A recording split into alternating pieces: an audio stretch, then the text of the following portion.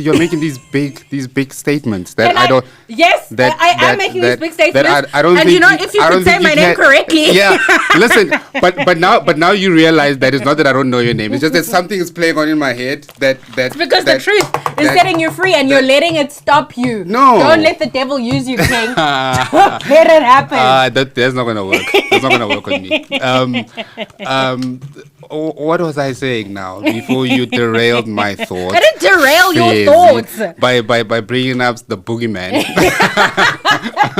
Crazy. Welcome to the Know It Alls podcast with your favorite pop culture nerds. I am Ayanda Charlie. I am Fezim 20. Hello and welcome to the Know It Alls podcast. My name is Fezogushim Tonti. I am one of your favorite pop culture nerds. And today we are so thrilled. We have such an icon in the studio. We have Tumi Mogorosi. Icon? No. But, yes, you are. I appreciate that, my sister. How are you? I'm okay. I'm okay. Yeah, we keep moving. Moving. Like the brother, you know.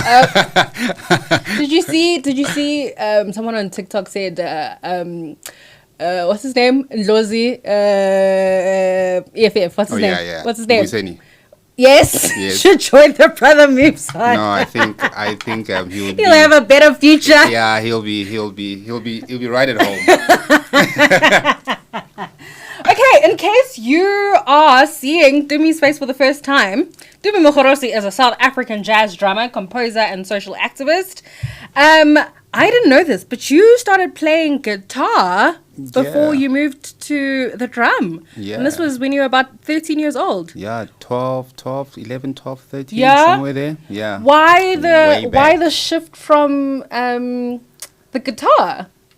So a disclaimer, I still do sort of like pick up and compose the guitar and compose through sort of like piano, but I think something happened with the drum. I can't explain it. I don't know what it is, but it just naturally sort of like gravitated towards, maybe because I needed something to hit, So yeah, and I got it. So yeah, no more fighting for me. Yeah, no, I mean the drum is incredible. Like it's like your next appendage almost. Like you're so like at home. With the drum, and then all I was gonna say is that you eventually switched to your primary instrument, which is the drum, and then attended Tshwane University of Pretoria in 2012. How was that? In terms of, was that predominantly for a music education? 2012 was when I shifted to drums, but I started at Pretoria Tech like 2005. This is when I was studying the guitar. Okay. So I mean, it's been a road. At this point you're a young person, right? At this point I am young. I think I'll forever be young, because that's the goal. Because I'm about to be like, wait, are you a lot older than I think you are? I don't want to. You don't need to tell the internet how old you are. But I'm like, whoa, wait, these dates. So I matriculated 2003. Okay, all right. Okay, a bit older than I thought you were, but it's not bad. It's not bad. Yeah. Yeah, you're an adult. And you're doing well. I've been hydrating, so trying to keep young and fresh. Okay, so I was explaining to you off camera that we like to play games on this show, as a way of getting to know a little bit more about you and your story and what you've done in the world, and then we can have like a conversation in between the games. The first game that we're going to play is Sorry to This Man Gonjubani Law.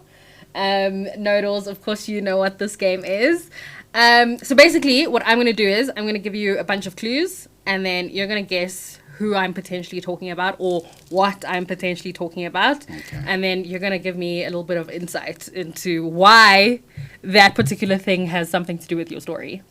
Okay. I'm really bad at these kinds of games, but it's fine. It's fine. If you've watched the first season, you'll know that I'm equally bad, and I've taken lots of heat from you guys. But yeah, okay. So who am I? Okay. I am a South African award-winning jazz vocalist, composer, arranger, born in Mamelodi. That's my first clue. Okay. I recorded my debut album. Wait, before I say that one. Wait. Because that one's going to give it away. In 2020, I began a new venture as a sheet music editor to assist local and international artists looking for assistance in editing their compositions, lead sheets, and arrangements. Together with these services, I also transcribe local jazz and indigenous music onto sheet music, which I think is so cool. That's a really cool thing to be doing. And then my last clue, which is going to give it away, and I'm sure you know who I'm talking about. Okay. I recorded my debut solo album, Tefiti Goddess of Creation. And this album comprises of 10 original string compositions. Who am I? You or she might be my partner, Gabi Mutuba. It is. Yeah, wife. She says I must stop saying partner, so my wife. And this, my thing is a problem for all of us, but we starting to get into that. Okay. Because my ownership. Sure, got you. Yeah. Okay, got you. Yeah. She is a wife that you have. Yes, yes. That happened, yeah. A wife that happens to be for me, maybe. In partnership with you? In partnership with me. There we go. Yeah, and I am something for her too. Yes. In partnership. So, yeah, Gabi Mutuba. Gabi Mutuba, tell me a little bit about of course you have your personal relationship, but you also have like a really big professional relationship. Yeah. Yeah, tell me a little bit about that. I think first and foremost, I'm also an admirer of what she can do, of her artistry. I think she's really great. The really great, great mind, great voice. Incredible voice. Yeah. Yeah. And also like voice in the sense that she's got a sound that she's working on. Yeah. So I think she's contributing to the canon of sort of this black radical sort of like tradition in terms of how we think of what should be. So I think she's amazing. Yeah. And tell me a little bit about the work you guys have done. So the first recorded project that we are both seen in is my project, Project Elo, the first one where she's 2014. 2013. 13? Yes, where she's featured on a song, Thokozile Queen Mother. Thokozile is my mom. And then we subsequently had a band called The Trip. Myself, Gabi, Ariel Zamonski, and Nelius Nokia. That's a really good group of people. Yeah. So this was like TUT days. My third try at TUT. Okay. Yeah, that was because I started Pretoria Tech, and then when the transition happened, moved to the arts campus, and I was still soldiering on there as well. So we met at varsity. Yeah. Okay. Cool. Amazing. Shout out to Gabi Mutuba. She has one of the most unique South African voices, and like you say, like a really clear, I think, sonic intervention into South African musicianship. Absolutely. And I think the work that you guys have done together has been really like special and particular. And appreciate that. Yeah, really, appreciate that. really cool. Okay, second clue. We are an urban arts music collective of young musicians dedicated to the advancement and preservation of the South African music legacy, is what the internet says. This group participates in artistic dialogue and collaborations with many living legends of South African music, particularly jazz and indigenous music. And this collective is led by South African trumpeter Mandla Mlangeni. Who could I be talking about? Amandla Freedom Ensemble. Yes, and tell me why I'm bringing them up in an interview about you. Yeah, because me and Mandla have been comrades for a long time. Yes. And it was my pleasure to be part of his project. called the Mandla Freedom Ensemble. I think we are the first iteration of that project. Myself, Ariel Zamonski, Khunzi Machene, Ntlantla Mahlangu, and then we featured Shabaka on a I think was it the first album? I'm not sure, but we featured Shabaka, and we also had a really great tenor player from Switzerland called Ganesh, Oscar Rachabani, the young great Oscar Rachabani, and of course Big Brother African Kize. Yes. So I mean, that's a powerhouse. Really, of a collective. Really amazing ensemble. Yeah. Really amazing ensemble. And what was the kind of like ethos of the ensemble? Because there's clearly like an attempt at making sense of indigenous music in relation to jazz music as well. Yeah. I mean, I think, with the Mandla Freedom Ensemble, because it's a riff-off of an old sort of like a group, the Freedom Ensemble. And I mean, I think it always had this political significance, socio-political significance in sort of like trying to position itself as part of, not even recuperating the historical, but sort of like paying homage, I would think, to that which has come before. And I mean, this then includes all these sort of like different sort of genres, I would think. And I mean, I think this is one of those things that I appreciate about Mandla, that he's always looking back. And not trying to replicate, but trying to, in some ways, no matter how difficult it is, to sort of like bear witness to that. Yeah.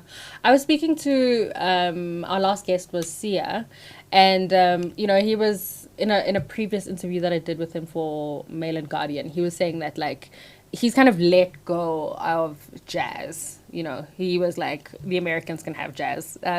He's kind of let go of it, and I was wondering, like, I mean, he then continues to say that what he's interested in is like contemporary South African music in the kind of like fullness of what that category can and mean. I wonder, just in terms of just like listening to your work, particularly your most recent project, to me that sounds like contemporary South African music and not necessarily just like a jazz album. Is that kind of like, I think more of it as black music. Got you. And for me, there's a real sort of like intentional transnational ethos that I'm interested in, and that I think has, beyond even my interest, that I think that informs me. I mean, the time that we grew up, Bob TV and all these sort of like cultural sort of like mediums or cultural spaces were sort of like really influenced by the Americas, of course, but then we grew up, and then there was London as well. Yes. That came into the scene, and that so for me, I think this music is sort of like gesturing towards that kind of transnational sort of like orientation of refusing I think the strictures of the national project. Because I think that the national project has so many things that are violent and are sort of like terror, sort of like I mean, the States is an inherently violent construction, right? So I mean, even this whole idea that the United States owns jazz music is a problem. In my current research, I'm actually doing research on the ambassador program of the U.S. That includes, of course, the great Louis Armstrong, Dizzy Gillespie, and how this played such a pivotal role in the sort of like decentralization of the post-independent Africa. So I mean, I think there's something really significant about what the music can do if it doesn't assume national identity. Got you. As a freedom project. Yeah. I think that's really interesting. I think that's really like transnational solidarity through music, I think is not necessarily a contemporary idiom. That's an idiom that we've had consistently. So it's really interesting to watch music then be created in a kind of artistic and historical lineage that like pays attention to that. And so would that be a little bit more comprehensive version of an example of what your music is? I know it's not going to be on Metro FM, but no, I mean, I hope it will be on Metro FM. But I think that's what the music is attempting to do. And I think for me, particularly because I'm also so invested theoretically, there's something that escapes capture, and this thing that escapes capture is particularly illegible, sort of like uncommunicable, and I mean then we start to think about what can't be said. Sure. And for me, I think this music, no matter where I've been in the world, even if I didn't particularly understand certain languages, there was something that the music facilitated to be able to open up space for something else. Yeah. And I think this something else and this elsewhere is really something that I'm invested in. Yeah. As a way to, as a third liminal space, or just as a space that breaks, that doesn't occupy any sort of like position of an extended form, but as a the break itself as this place of trauma, right? But also what that trauma helps one realize in terms of what Spillers would call hieroglyphics of the flesh, right? And how that space of the incommunicable then opens up notions where people could just be, or where bodies could just be. I don't like this thing that you artists do of calling people black bodies and that kind of thing. I think that's such a colonial. Listen, I think invitation. we all, whether you refuse it or not, it's something that we all know. And for me, I think whether it's not what I call it, but what you identify with, right? And this notion of the unconscious identification then arises. Yes and no. I don't think we are just corporeal beings for the means of capture and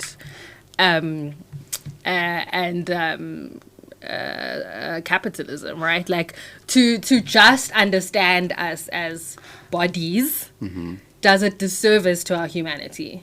This is now our little so you know, we come from two very different schools of thought. Yes, the episode is a little bit more theoretical today, but I wanna note my discontent. No, absolutely. Listen, but that discontent, I think, is not unwarranted. Yeah. And I think this is precisely why it's important that discontent is part of the historical accumulation of a refusal, right? Of a refusal of being identified as such. Sure. But nevertheless, I think it stands because there's a way that I think we can still see the use of black bodies as just corporeal. Don't like that. I don't like that either. Listen, I don't like it either. I don't like that. I think we fall into very dangerous colonial like pitfalls when we get into that kind of thinking. I think we like make less of the black imagination, which I think blackness is actually an opening. It's not the closure. I think blackness is opacity, and precisely because it's and I mean to quote Marriott is that it's one thing to talk about the cultural fantasy of identity politics, right? Yes. The cultural fantasy then speaks about the Sothos, the Zulus, the Xhosas, yes, and somehow this has an ontological grounding in terms of land and nation. Got you. But what blackness does is it opens up the beyond the sort of like cartographic specificity Yes. or beyond the... And we know that to be true. We know that to be true from time immemorial, right? My issue often with... Okay, we're going to get back to the game, we promise. My issue with is the assumption that the colonial entry is the beginning of history, right? Okay. And that resistance to that colonial entry is not necessarily taken as legitimate ways in which people have struggled against. And so as historians, we know that the longue durée of history is not accounted for in the 300 years of slavery, right? And so this is a question that I seem like quite antagonistic about sometimes on my social media. But I'm always like, who are the historians for Afro-pessimism? Because who are those kings and queens? Because then we can have a chat. Because I can tell you who the historians are for the humanists, right? Because history, for me, is a really important way into these conversations, because then they disrupt the feeling of nihilism. They disrupt the assumption that we are just for corporeal fantasies. They disrupt... No, listen, I'm all about the excess, right? But I think also blackness doesn't start with the Atlantic, and I mean I think this is a common misconception. Swahili, right, is a mixture of the Nguni language and Arabic language, right? And we can trace from the Indian, what do they call it? The Indian trade route, right? Already a conception around the notion of blackness. And the conception about the notion of blackness as terras nullius, or like vacant land that could be sort of like occupied. But it wasn't vacant land. But of course, absolutely. But there's no such thing as vacant land. But also, we also realize that the notions of for example, the Bantu migration was never about a national project. It was always sort of like... people responding to their circumstances. Yeah, pastoral and movement. Yes. And the moment we start to think about ideas of the writings on the land, is this moment Don't get me wrong. I know ownership. that the transatlantic is not where blackness starts. Okay? Thorough, rigorous historian here.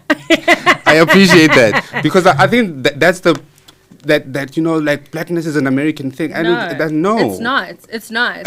But I mean, we need to get back to the game. But this is part of my dis-ease with all of you quoting that charlatan. What's his name? Let's not call people by names, Fezzi, please. You see exactly. Fezzi. You look at you calling me by name. We can't call people by names, please. But he is, because all of his writing about being in South Africa is incorrect. Whatever happened to creative writing? Right? Whatever happened to whatever happened to listen.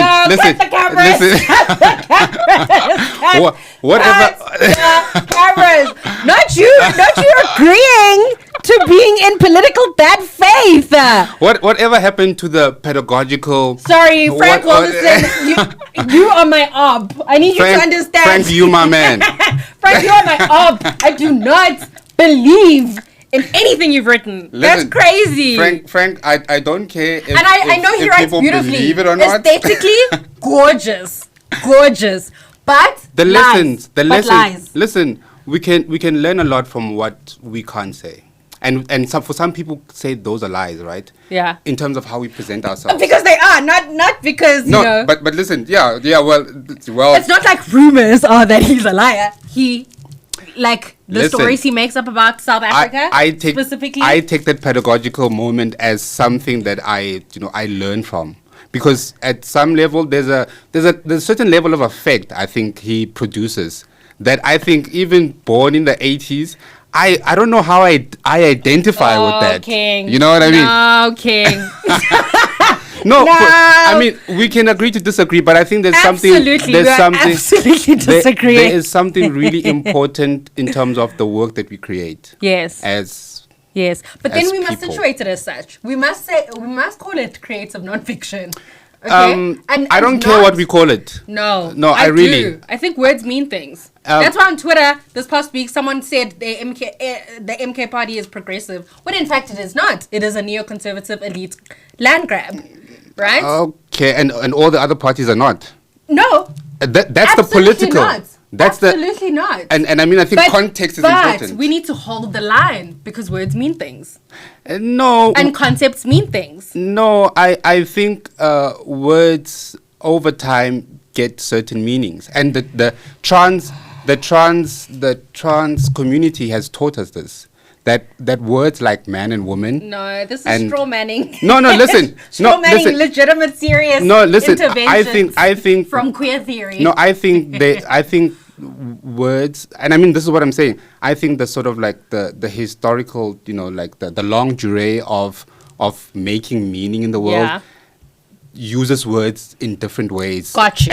As time goes. Of course. And so this, and I mean semiotics, right? Yes. Of course, table. But got you. But we can say I want to table that, or we can say, you know what I mean? King, don't worry, you know what I'm saying? Got you. So I think there's something really important about not thinking about words as given from God. Sure. As these things of course, that's what happened during an enlightenment. No, got you. Right. I'm here. We are here, right? Absolutely. But we will not then disavow serious political work in a bad faith conceptual analysis. I don't think there's ever such a thing as serious political work. Okay. Goodbye. Because I think politics itself already has an assumptive logic of a posture. Okay. Right. And I mean, I'm talking to this as a political science student. Okay. Political science student too. Right. We know that the social theories of modernity. Yes. Right. Sorry. Also, just quick thing. Yes. You know how no one talks about postmodernism anymore because it was a silly little thing? Mm-hmm. Let me tell you, 20 years from now, we will be back here. And I'm telling you, Afro Pace will go to the same grave. I don't know, Crazy. I don't know if you are like a... Stop calling me crazy! Crazy. Jeez. Crazy. Why am I thinking about crazy? Crazy. I don't think...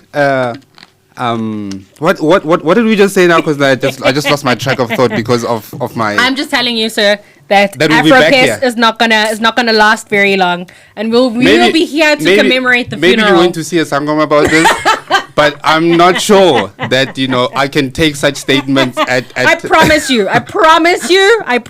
and those of us who are humanists will show again that's why we are back in the world. But speaking of, let us go to the next. Humanism is legitimate, a problem. serious political work that shifted the world, and cool. The humans once called us savages. The humans, and at some point we got. This is a misreading of humanism. At one point we got sort of like encapsulated within. This is the misreading of humanism. The political economy. Okay, this is a misreading. No, but listen. At one point we got sort of like engulfed in the political economy. My king. This is a misreading of being. You've read the wrong text. Of being, You've right? read the wrong text. At some point we were also part of the becoming. Of beingness. Oh, my king! Right? As opposed to... As opposed to the historical account. No, right? king! Anyway, I was born on the 20th of July, 1925. I am a French Afro-Caribbean psychiatrist, political philosopher, and my book, which was published in 1961, shortly after my death, where I defend the rights of a colonized people to use violence to gain independence, was the inspiration for the band name for a collective, including Tumi Mogorosi, Gabby Mutuba, and Andrea Van Veek. Tell me who I'm talking about. Our father Fanon. Our father Fanon, who is a humanist. Who was a bad humanist. Okay, cut the cameras. Yeah. Cut the cameras. Because why the hell are you calling your band the Wretched? Yeah, no, I mean, I'm also a bad humanist. I mean, I'm not saying that I'm a good humanist. I don't ever think, of humanism as a good posture, right? Because of course there's a whole historical thing of being and non-being that he also points us to. And I mean, if we read his psychological work, the Wretched of the Earth is a political sort of like manifesto of some sort. Yes. But I think if you read, but it's also a deep conversation about psychiatry. Yes, in terms of trauma, right? In terms of the interviews, but also in terms of like a kind of social death. that happens to both the colonizer and the colonized. But that's Abed Memi as well, right? Memi is also part of the trajectory. No, let's talk about Frantz Fanon. Okay. But I also think Black Skin White Mask is a really important. Beautiful. It is my favorite. Yeah. It is my favorite. After, it's Black Skin White Mask, Dying Colonialism, and then Wretched of the Earth. Wretched of the Earth, friends, has been abused, misquoted, misremembered, misunderstood by the South African left a lot in this country. Like black people. Hey? Like black people, eh? They've been misused, abused, 100%. By the 100%. By the left and the right. Yes. but often in ways to create binary assumptions about what absolutely. Our responses to colonial violence is. So, for example, in this moment, there are very obvious South African examples to use here, but like a more global conversation is what's happening in Palestine, and people feeling like Palestinians shouldn't respond in legitimate ways against the serious violence that they are facing. And there's no way you can read a text like The Wretched of the Earth and come out of that, saying a two-state solution is legitimate. Yeah. You know what I mean? Absolutely. And so it's interesting because Frantz Fanon becomes a really important thinker for Steve Biko, right? And of course, who's this incredible thinker from Brazil? Paulo Freire, right? And so you see the ways in which Fanon and Freire kind of coalesce in I write what I like, and right? Pedagogy of the Oppressed. Yes, and Pedagogy of the Oppressed. This is really important work for us politically. Political work, absolutely. Yes, really important work for us. And so there's something about the wretched that is, or rather the correct name is the damned of the earth. Yeah. That Fanon no longer locates us in wretchedness, right? Right. And so through violence, he says, right? No. Through what? How does he not locate us? So at the end, is this of? Yeah, he says, "Oh my body, please make me a man who always questions." Right? Because he is in the real understanding that this violence is always going to implicate us in really problematic kinds of social death. By the way, I also want to say Frank Waldson's reading of social death is incorrect, but it's really important for us to. Because you're making these big statements that I don't. Yes, I am making these big statements. I don't and think if you could say my name correctly. Yeah, listen, but now you realize that it's not that I don't know your name. It's just that something is playing on in my head that. It's because the truth is setting you free, and you're letting it stop you. No, don't let the devil use you, King. Don't let it happen. That's not gonna work. That's not gonna work with me. What was I saying now before you derailed my thoughts? I didn't derail your thoughts. By bringing up the boogeyman. Crazy. By bringing up the boogeyman. Yeah. Yeah. No, but I'm telling you right now that this is not serious, thoughtful political work that you guys are doing, that you guys are up to. I think. And yes, Oh My Body, Make Me a Man Who Always Questions is an invitation into the universal. I think it's and I want to also think about particularly not the Wretched of the Earth, but Black Skin White Mask in terms of the psychological makeup, right, of one's traversing the world or one's being in the world, and for philosophers of sort of like the Enlightenment themselves, being in the world is a capacity to grasp something, right? Whether you think about grasping knowledge, because the Enlightenment is what's all about the grasping of God in sort of like the scientific revolution. But right? we do understand that the Enlightenment period was also marked by its own real serious problems, and it is based off of the trauma of black people. So enlightenment in that sense is but also not legitimate, because no one's really being enlightened. People are being destroyed. No, absolutely. The people are being destroyed when we start thinking about the New World. But I think the Enlightenment was a project in Europe that was really specific to sort of like the feudal system, system. Sure, and this is the crux of it. When we think about someone like Copernicus, right, we are thinking about sort of scientific theory as a way to preempt. And this notion of preempting, then we can tie to to God as what's that? How can I call it?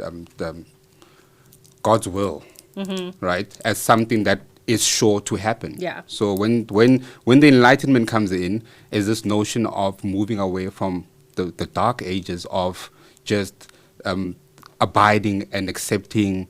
There's a way that the Enlightenment comes in to say that you can think for yourself. And that's where the notion of the individual, right, arises from, right? And the individual itself we can think about as a human, right? Yeah. The capacity to be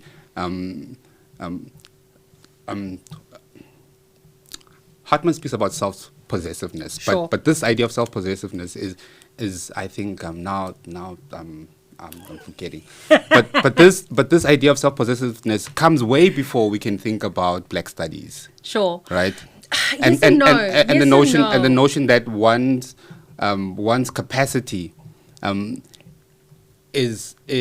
has potential to change one's social reality, right? And this we can think about the French Revolution. Yes. Okay. Right. Yes. And And, this then we notion- can also think about the Haitian Revolution, which we was can also- not which was not sort of like which was not accepted under the same conditions of Yes, because of ridiculous racism that didn't understand this real legitimate way in which slaved or enslaved people said that this is absolutely ridiculous. Yeah, we but are we- no longer going to stand.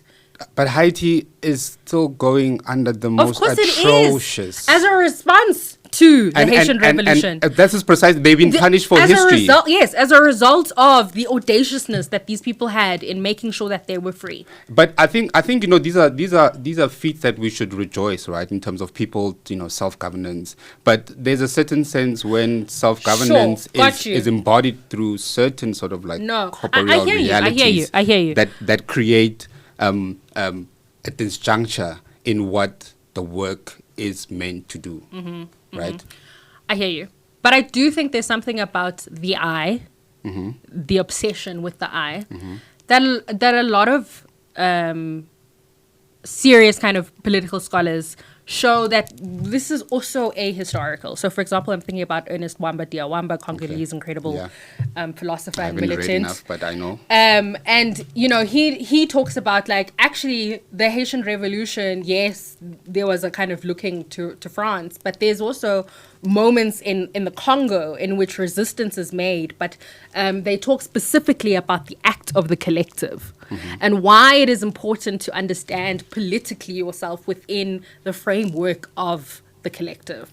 And so there is a rupture on the eye of enlightenment in that sense because it creates a false binary about the world in which we live. No. We recognize that in order for us to have resistance, to have joy, to have capacity to be humane, to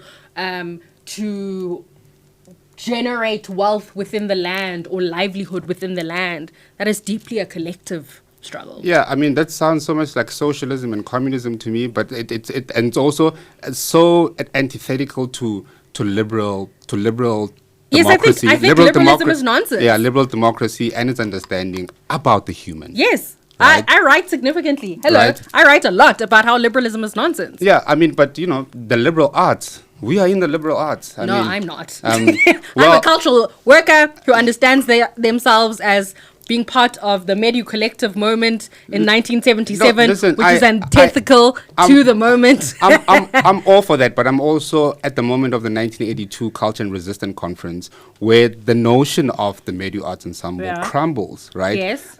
Under the gaze of what is happening Sure, but I don't- as a political framework, Sure, but all right? again, it's this inability to see I'm concerned beyond the seeds that are being I'm made for interested- new worlds. I am interested in And this just humane inability. features. This inability or this incapacity is something that really interests me. That why is it that there's always an incapacity or inability to sort of like recognize the gestures of particular bodies, right? And again, this notion of recognition comes from this idea of course, the binary, the dialectic. But if we are all not thinking from this false binary, Yeah. right? Then we all have the capacity to think about the limitations, right? And for me, I think the limitations is the the opening. Sure. I think limitations also are instructive. They tell us something about the material conditions that we are dealing with at a particular time. Absolutely. They do not then ask us to ask for political nihilism. No, I think I think it's an analysis. Ask us to adjust. It's an analysis. I think limitations for me. Limitations are an analysis of the limit of the folklore of what this thing can't do. Yes. Of course.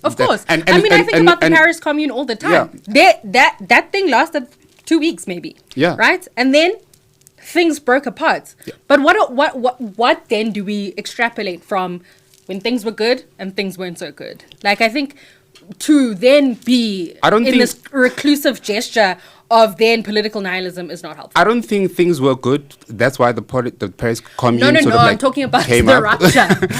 Right? No. Right? I don't think straw manning. I don't think things were good because I'm talking about the real political rupture that happens. That is good.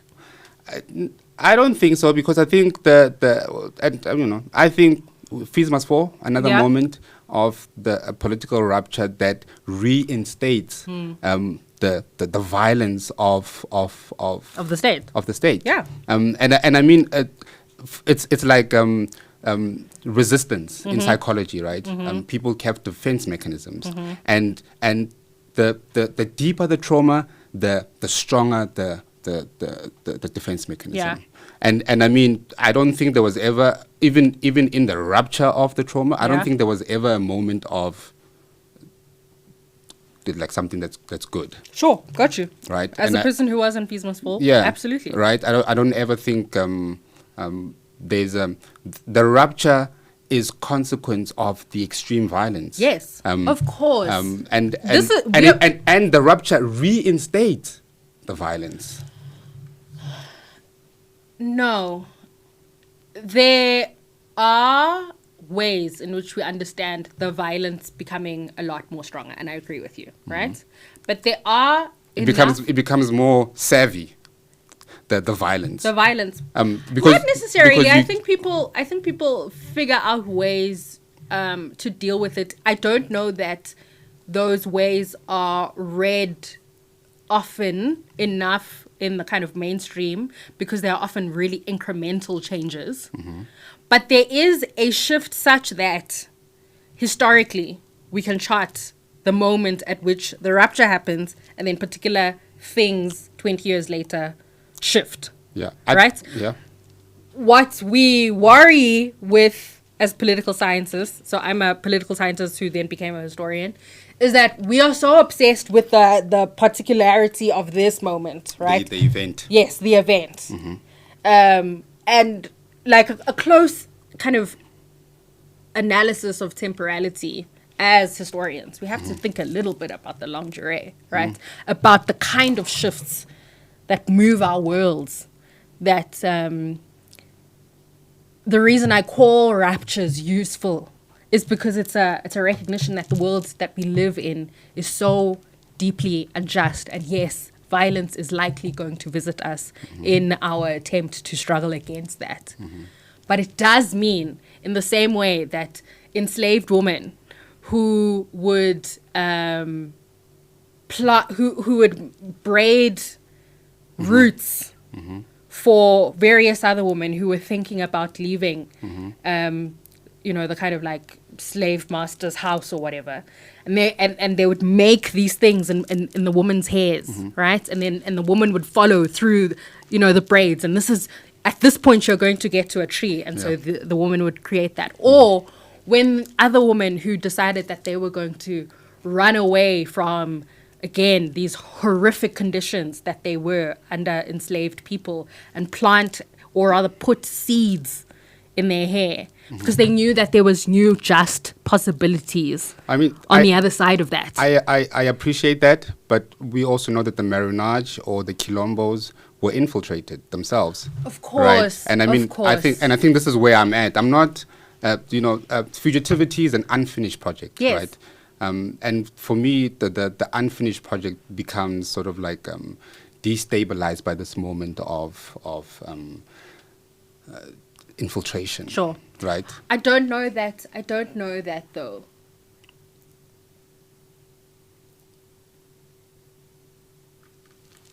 I think my real horror with Afro-pessimism, right, is that we don't necessarily see the effort and the ways in which people will continue to resist even when things go poorly. I'm still resisting. And this is the thing for me. I don't think Afro-pessimism is showing us the limitations of what has been done. Because I'm telling you also historically. I'm gonna bring in Sandra into this thing. Sandra would, the possible has been tried and it has failed. Mm-hmm. Now it's time for the impossible, right? And I think this moment of the impossible for me is this idea of the end of the world as a conceptual framework of being in the world. Sure, right? So I hear that. Right? Sometimes my aesthetic brain is like, yes, I understand that the end of the world as it is, as a conceptual framework, of how needs to end. We are recognized in the same way that like the end of the liberal world needs to end. Yeah, right. I think the liberal world is the world. I don't think so. Because wherever we go, people are asking you for your passport. What's your nationality? Where do you come from? Sure, got you. I'm not disavowing the material circumstances. I'm telling you that this is an unstable. They said capitalism would self-implode, right? Yes. And they've been saying, we're going to get to a hyper capitalism where it's going to eat itself. But capitalism is imploding. We're finding that there are certain things that the liberal consensus, whether we want to think about the new technologies, is repositioning. Have you read freedom. Domenico Lussurdo? No. Okay, I'm gonna send you that text after this. No, I haven't. Because it is imploding. It is. But we need to get to our game. And for those of you who don't necessarily follow this this conversation and are here to hear more about the music. Yes. But this is all about the music. Yes, for me, at least. Got you know what I mean? Got you. For me, at least, this is all about the music. Yes. Tell me a little bit about The Wretched as a musical project. The Wretched as a musical project, I think, again, is, it's a someone said in a joking way, you guys are, as a dig, you guys are France Fanon cover band, right? No, they are not, as you can tell from this conversation. But I thought that was kind of a great compliment, and I mean, I think that The Wretched, the musical sort of like, the musical band, or whatever we want to say, call it, is this idea of trying to, for me, I think, thinking about the limits of the audible, but also thinking about the limits of sound. I was always fascinated about breaking the sound barrier. Yeah. And what happens at the level of when one breaks the sound barrier. And some people might say that you want to be deaf and all these things. So I mean, there's a pedagogical moment for me in terms of about thinking about and not to say noise, but to think about like intensity. Yeah. Because I think of sound as frequency. Yeah. And I think the more condensed, it has a capacity to break something. I mean, we can even think about how glasses break with certain frequencies. I'm interested in this thing that what can this tool, right, create in terms of opening up something that is not within the side of our consciousness. Gotcha. And for me, The Wretched sort of like beyond representational politics, it's something that is gesturing towards the limit of representational politics, that the music doesn't mean, but the music, as Marriott would say, is NAPA. The music is not where that sound is, right? Because the music will also assume some kind of an organizational structure of like 440 as a tuning temperament. And tuning is very important when we come to think about music, because the way we hear is conditioned according to sort of like Western Euro modern. I mean, even microphones don't necessarily pick up certain frequencies. Yeah, right? and or even when we speak in our indigenous languages, they've become better at it. Yeah. But broadcast wasn't necessarily created for the purpose of hearing indigenous. And I mean, I think all these people. tools for me are pedagogical in the sense that they always point me to a limit. Okay. And that limit for me, I think, is my starting point. Yeah. I start at the limit. Yeah. And I'm always trying to think of a limit that has an impossible task, right? And this impossible task or this impossible dream of freedom is something that I take really seriously. Impossible dream of freedom. Yeah. It is. Where I'm standing, it seems very impossible. Okay. But that nevertheless doesn't stop me from striving. From striving. Okay. And I think for me, category you want to use across difference, because if we love each other as people, this is part of the project. Yeah. This is part of the thing. This Yeah. is how we build Yeah. new futures, right? Yeah. Like you're talking about the impossibility of the dream, but still striving. I'm telling you the dream is possible, and so will strive. And these things are not necessarily binaries. absolutely. Because there is a new world. This is why my queen is Nina Simone, who tells us that there is a new world that is coming. Right. Because it is. That is my fervent belief, and that is what history tells me. Yeah. And again, history for me begins before slavery. Absolutely. But we can also historically think about the consequence of Simone. 100%. Right, and I don't know if I'm saying the right word, but the what it meant for her at the level of flesh, right? Mm-hmm. And for me, I think I've always come back to this. Like, no matter how great the idea is, I think the relay, the moment of onto-epistemic, or the moment of the transcendental, whatever people want to call it, where concepts meet reality. And as a political science student, again, we know it's what the I would idea call of praxis. Yeah, praxis, right? Or the Yeah. idea of sort of like a critical mass, Yes. right?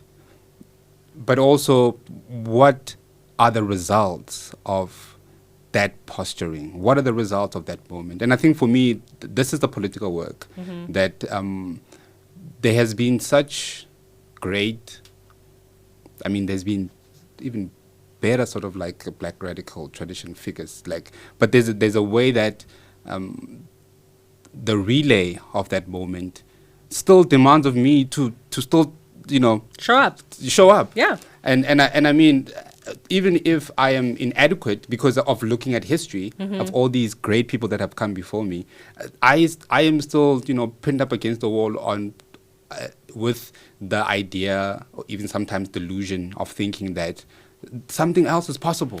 But I think history should embolden us, I think these moments of rapture for me embolden me. They don't circumvent my possibilities. No, I am more of the thing that not even circumvent the possibilities. I want to start at that moment of limitation, because I don't think, and again, this is the thing. Okay, right? I hear that. I don't think I have to then start to back to the drawing board and reinvent the wheel. Of course. Right? But I think, and there's ways in which you understand your material circumstances. You think a little bit about what the historical things that created that world are. What are the material consequences in your political life and your social life? Yes, I think starting at that point of limitation, as you call it, is a useful endeavor. But I worry that we get bogged down. No, and this is why Sandra is With that. important, but also Sandra not in this Afrofuturist sense, but Sandra in the moment of pointing out the impossibilities and how the impossibilities themselves are the catalyst Yeah. of bringing what we had never thought is possible. Got you. I think what's also happening between you and me is that there's an aesthetic dissonance, right? Because I think what you're pointing at with Sandra, this moment of impossibility, is an invitation, right? I'm telling you that the invitation is always there. And I think there is ways in which there's a way in which our conversations are paralleling each other. But again, it's the different modalities that we use to move to freedom. Yeah, absolutely. I think we agree on the what, but not on the how. Got you. Yeah. And I mean, I think then this is why, Afro-Pes is Black Ops and Black Ops is Afro-Pes, right? And I mean, we love Sexton for that, right? In showing us. Do we? At least, and when I say we, maybe I'm speaking for a particular we, right? Because he shows us that, Fred Moten and Frank Wilderson are my homies, right? And I love them both because of the impossibility that they are attempting. And this is dangerous stuff. Absolutely. The impossible dangerous, is derogatory. The impossible is always a dangerous space to traverse, I think, because you never know what it will bring. Well, mark my words. 20 years from now. Listen. In the same way that postmodernism, no one talks about it because it was. I told you, maybe you went to go see a sangoma about this. 20 years from now, you and I will be on the internet again, or whatever formulation is created at that point, and we will be at the funeral of Afro-Pes. Well, I mean, as Black people, we know the funeral is not the end. Good. Oh, sure. Yes, of course. And I mean, yes, and I think that these are those again. What we inherit from sort of like the liberal humanities that we are thinking about an event. No. Right. Cool. Got you. But I'm telling you. I'll still be wearing black. Me too. I'm always in black. In 20 years, I'll still be wearing black. 2044. We are going to come back to this. Yeah, still wearing black. Yes. Yeah. Okay, last clue, and then we're going to get to our other game because we are running out of time. Sorry. Time runs out, we're having a good time. This is a major urban area located in Gauteng province of South Africa. It is the urban east part of Witwatersrand. The second clue is this area became settled by Europeans after a gold-bearing reef was discovered in 1866 and sparked the gold rush. Tell me who or what I am talking about. What? Space? No, yes. Johannesburg. Yes. We've established it's in Johannesburg. Which parts? The Witwatersrand. No, which parts? Can you say that again? Because maybe I completely... This area became settled by Europeans after a gold-bearing reef was discovered in 1866 and sparked the gold rush that gave rise to the establishment of Johannesburg. The gold reef? What? No. Please. This place means a lot to you. This is where you saw Stockvels and realized... The East Rand. Tell me more about the East Rand and how it created... I mean, I think the East Rand is important, particularly because of Katlehong for me.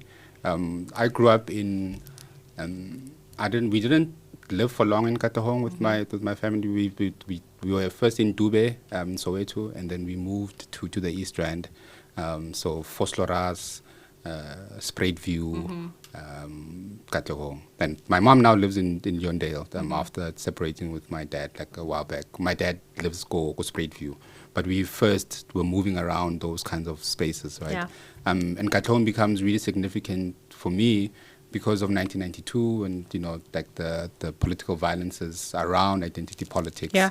And because this is a really important sort of like moment for me in trying to think about the limitation of the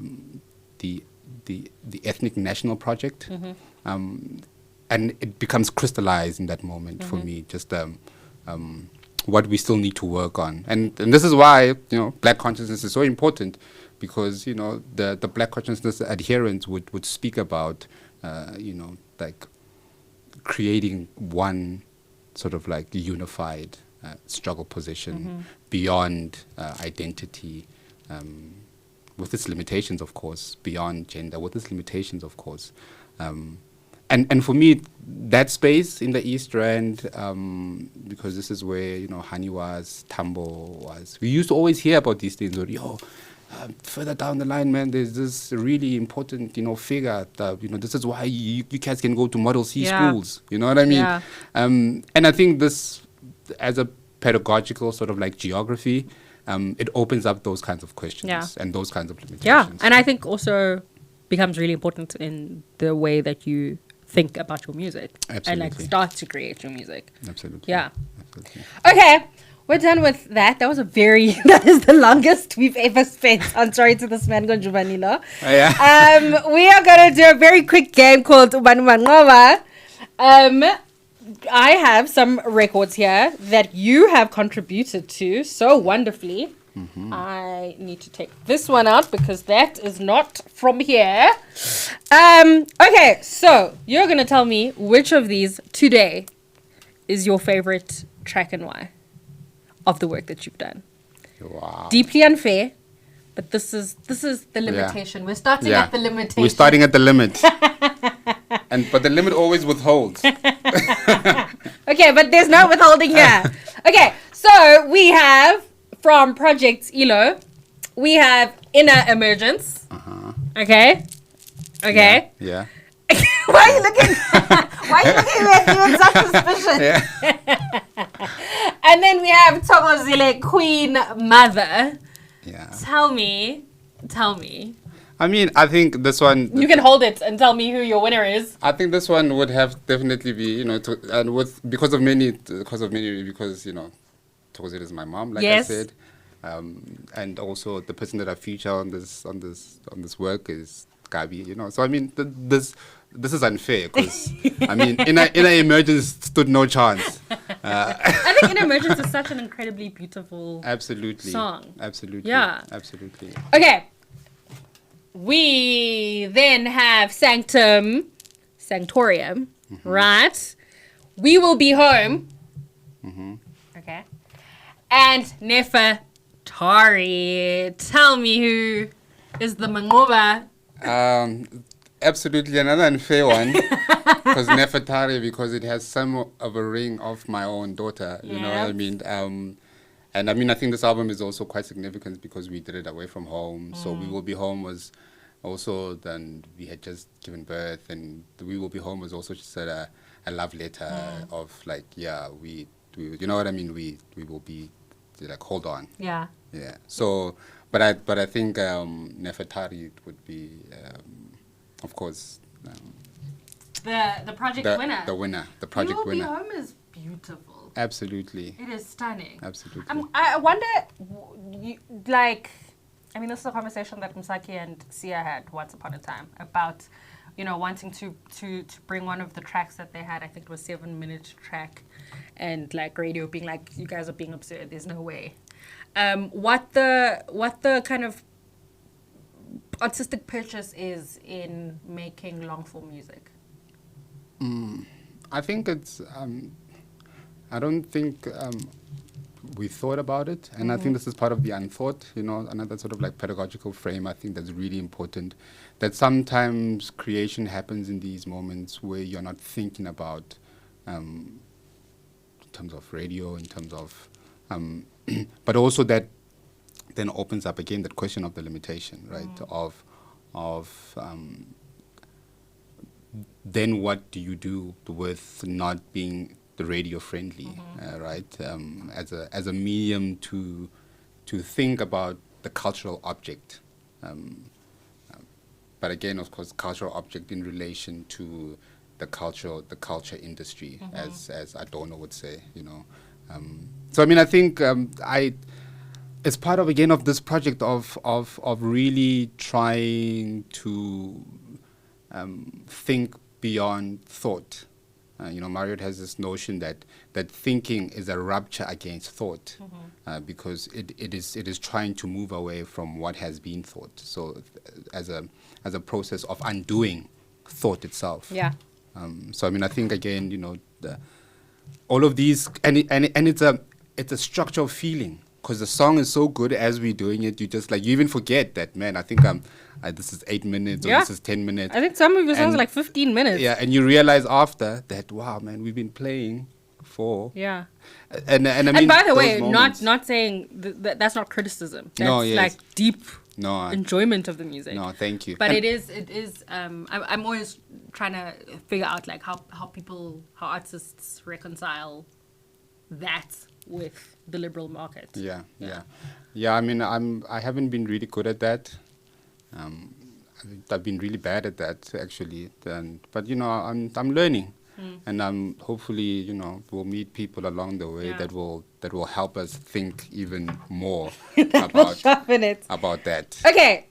Sometimes I feel like a motherless child from Group Theory, which of course is your project. And then we have The Fall. Group Theory, Black Music. Tell me who is Umanqoba. You can hold it. Yes, ma'am. Yes, ma'am. Maybe The Fall. The Fall is beautiful. Maybe The Fall also for its, theoretical significance. Yes. Because I think within The Fall, within the impossible moment of The Fall, and this is possibly where we try to figure out how to fly, I don't know if it's possible. Again, an impossible ask. I'm going to tell you we can fly. Yes, Black people theorize about flying all the time. Listen, it's not an impossibility. Listen, from where I stand, I can't fly yet. So the telling you it's possible. The moment where I figure out how to fly, I'll touch base. Okay. This section wouldn't English. Wow, you have heard me speak such terrible English today. Yeah, me too. It wouldn't be Umanqoba if we didn't have Umanqoba of the ones that you've chosen. So hold The Fall here. I'm gonna hold Nefertari, and then and then the Queen Mother. Tell me who of these incredible tracks I think holds the most space in your heart today. I think Queen Mother, because of just its attempt at legibility, and its struggle towards trying to speak about a structural feeling that could be easily translatable to everyone. Yeah. Yeah. It's also just. You could also just say it's a really beautiful song. I think, yeah. Like, it doesn't need to be so theoretical. I think also just be like, I love it. I love the way it feels. Listen. Whenever we perform it. Listen. What a vibe. But I think it's because there's so much thought that's put into it. That's why I think, this guy was thinking about me when he wrote this. You know what I mean? And I appreciate him for thinking about me when he was in that process. Got you. Okay. Thank you so much for joining our incredible show. It took a different turn today because, yes, we don't necessarily we don't use our political science degrees all the time, right? All the time. So whenever we can. But, we're so thrilled to have had you. Thank you so much for coming today. Thank you so much. We will continue to debate in real life. And at some point, we're going to write words. I think it was in Kudesria. There's these two academics that just absolutely fundamentally, they actually hate each other. But that's always such a great thing. But they created some of the most incredible literature that we all still suckle from to this day. And I think that's probably going to be like the work that all of us artists are going to do is continue to write and think and make sense of this world, because I think we want to... Absolutely. As Zoe Modicha would say, we want to love on one another and love on this life. And I think the best way is to struggle and resist. And that's both an intellectual project, that's a project of the body, that's a spiritual project. And this is a conversation that we will continue to have. Absolutely. And in 2044, at the funeral... that will give new rebirth. No, listen, at the rebirth. But for there to be rebirth, something's gotta die. And we will both still be in black. Absolutely. Absolutely. Thank you so much. Thank you so much, Faiz, my sister. I appreciate you. We appreciate what you're doing. We appreciate your work, and we love you. Thank you. Whoop.